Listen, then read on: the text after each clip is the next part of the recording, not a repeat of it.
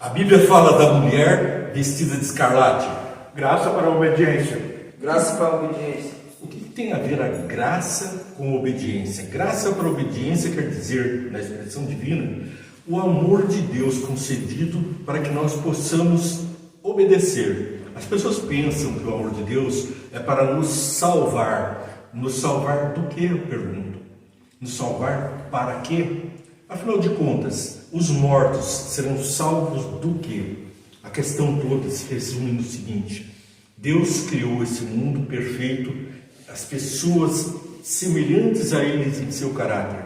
Todos viviam em harmonia até que Satanás desvirtuou tudo e passou então a fazer com que o homem copiasse as atitudes do diabo. Passamos a ser de imagem e semelhança de Deus, como está escrito em Gênesis capítulo 1, versos 26 e 27, passamos a ser um pouco da imagem do diabo. E aos poucos, esse pouco foi crescendo e virando muito.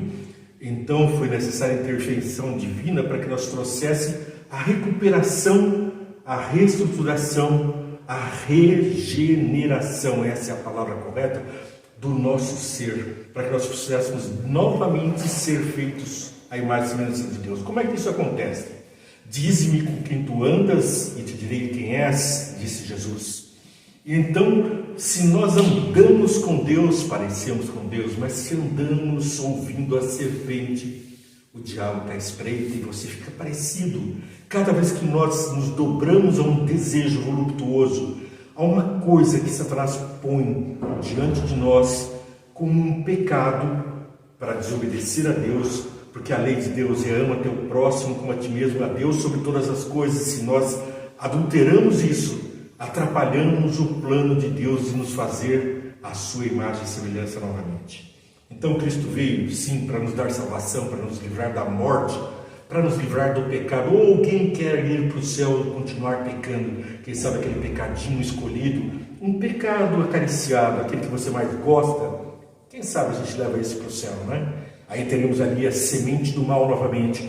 A árvore do conhecimento do mal vai ser transplantada nesta semente que essa pessoa pretende carregar para os céus.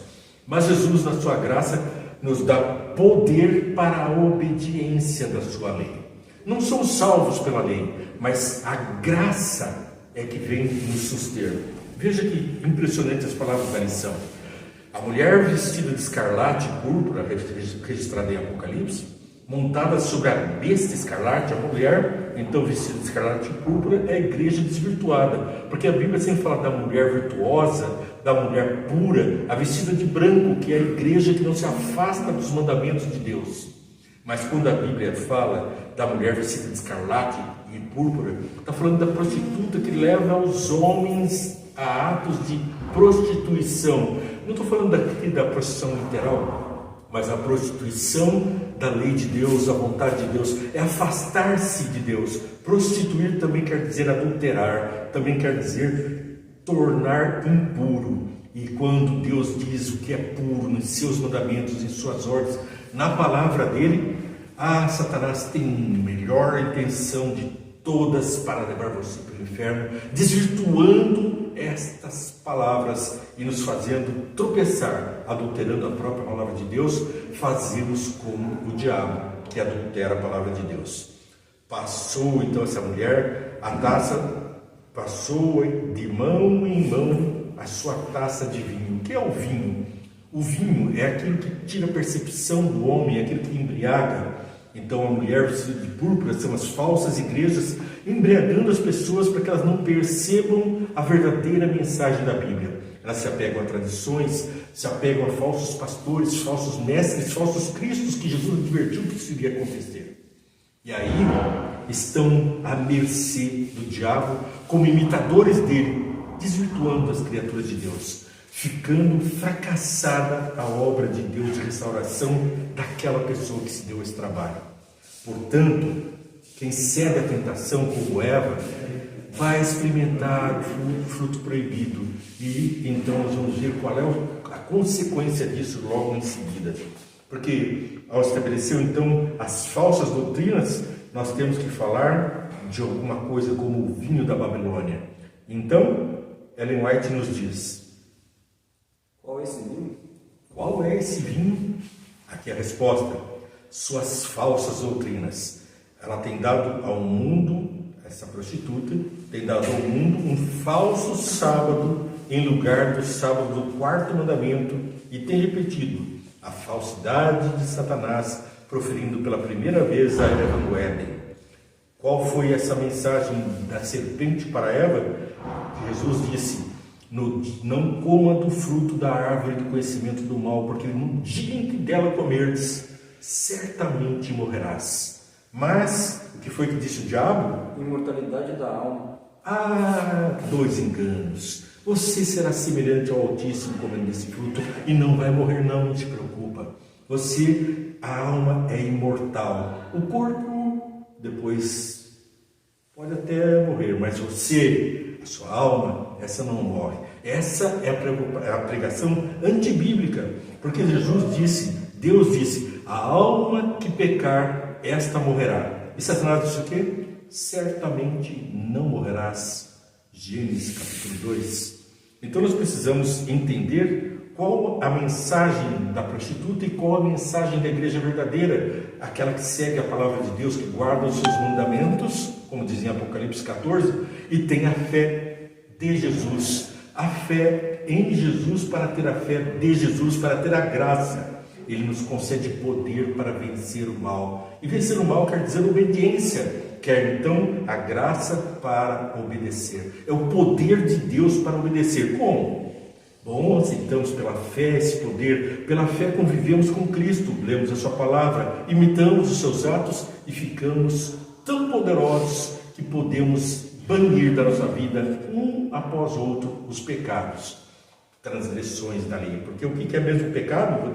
Pecado, quebra da lei. Pecado é quebra da lei. Se Deus manda guardar um dia e a pessoa guarda outro, em vez do sábado, do domingo, porque as tradições assim ensinaram, elas violam as tradições e a própria palavra de Deus, porque ele disse em Êxodo capítulo 20, verso 8, lembra-te do dia do sábado para o santificar. Isso ecoou por toda a Bíblia, para a existência de todos os apóstolos, mesmo no Apocalipse, revelando que nos céus nós ainda estaremos adorando ao Senhor no dia do sábado.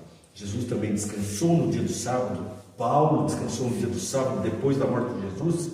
O apóstolo Paulo, Maria descansou. As mulheres santas que vieram para fazer o embalsamamento de Jesus encontraram-no vivo, mas antes de encontrar Jesus no domingo, elas descansaram no sábado. Compraram os apetrechos na sexta-feira, os preparos, e só foram ao túmulo no sábado, como está registrado em Mateus, Marcos, Lucas e João.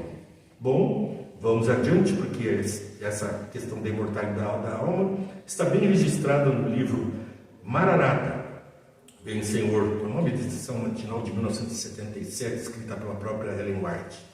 Os ensinos errôneos têm enganado milhões de pessoas em milhões de igrejas que estão prostituindo, não só igrejas cristãs, mas também as igrejas que pregam a espiritualidade, outras filosofias religiosas pregam a imortalidade da alma.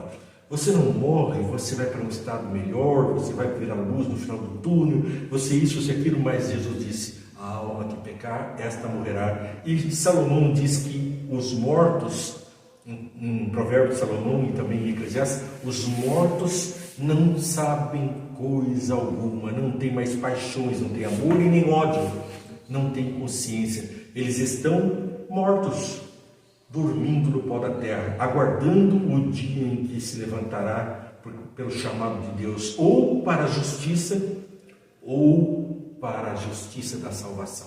A justiça para o castigo, ou a justiça para a salvação. Pois bem, vamos ver o que diz Apocalipse, capítulo 18, versos 4 e 5. Ouvi outra voz do céu dizendo, saia dela, povo meu, para que você não seja cúmplice em seus pecados, para que os flagelos não caiam sobre você. Porque os pecados dela se acumularam até o céu, e Deus se lembrou da sua injustiça, a qual praticou. Mas do que mesmo nós estávamos falando? Da mulher vestida de púrpura, a prostituta que desvirtuou a palavra de Deus, embriagou os homens para que eles não buscassem a luz da Escritura, a luz do Espírito Santo, para compreender e atender. Vê e entende, a palavra de Deus diz. E eu repito, hashtag Vem Entende, é um programa para você ver, curtir, compartilhar, seguir e, acima de tudo, ver e entender a palavra de Deus tal qual está escrita, com a verdadeira intenção de Deus de trazer para nós a regeneração à sua imagem e semelhança. Bom, nós vemos então que muitos do povo de Deus estão em religiões que rebaixam a mensagem, atrofiam a mensagem, passam apenas uma pequena lamparina daquela grande luz da justiça de Deus, da grande luz da verdade. Lâmpada para os meus pés é a tua palavra e luz para o meu caminho. É assim que a Bíblia é retratada por Davi. Bom, nós vamos ver então, aqui Apocalipse 18, verso 4, fala que nós devemos sair da confusão, sair dela, sair da confusão do vinho da Babilônia, da prostituição das ideias, da verdade bíblica, daquela que se afasta do que está escrito, do que assim diz o Senhor, para seguir, quem sabe, o seu líder religioso, quando ele diz que isso não é bem assim. Está escrito, mas quem sabe, isso não é bem assim. Você não precisa guardar os mandamentos porque você está salvo pela graça. Mas se você não transformar o seu caráter, a imagem e semelhança de Deus, vai subir para o céu com os traços e semelhanças do diabo. E teremos diabos nos céus. Isso Deus não vai permitir. Nós precisamos recuperar a imagem de Deus e semelhança num crescente, até que o céu desça até nós e nos leve. Uns, como ladrão na cruz, vão ser regenerados num instante, conhecendo Jesus e alterando seus desejos do coração. Outros vão ter tempo de testemunhar ao mundo, mostrar o fruto do bom cristão, como ele frutifica, e as pessoas, como diz o apóstolo Pedro, louvam ao Senhor pelas suas boas obras. Enquanto outros estão sofrendo as angústias dos assaltantes, dos ladrões, dos malfeitores, dos mentirosos, dos adúlteros, roubadores, de todo tipo de transgressores da lei de Deus, que não podem ir para os céus porque amam essas coisas, e como lá no céu não tem morte, não poderão matar. E aqueles assassinos não podem ir para os céus porque lá não haverá seu principal afã, matar. Os mentirosos assim, os adultos também, como tais como, e assim por diante. Cada mandamento, uma preciosidade no seu gene está sendo colocada. Aquele gene que Jesus Cristo desenhou naquele barro no Éden é redesenhado pela cópia que fazemos de Jesus das boas ações. Enquanto que a degeneração, a maculação da nossa genética nos conduz à atrofia, à disfunção, à doença e mesmo a mutilações do corpo e da imagem, somos apenas uma breve sombra de Jesus. Mas precisamos viver na luz dele para que essa sombra cresça e aumente. Porque a sombra é muito bem distinguida quanto maior a luz. Se nós vivemos ainda nas sombras, a luz vai trazer o nosso fundamento.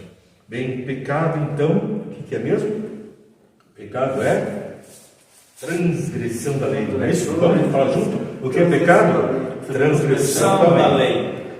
Bom, a única maneira de obedecer, como dissemos, é ter fé e receber a graça, porque por nós mesmos somos muito maus, vícios e pecadores. Já de tempos temos hábitos que são trazidos pela hereditariedade já de nossos pais, avós, bisavós.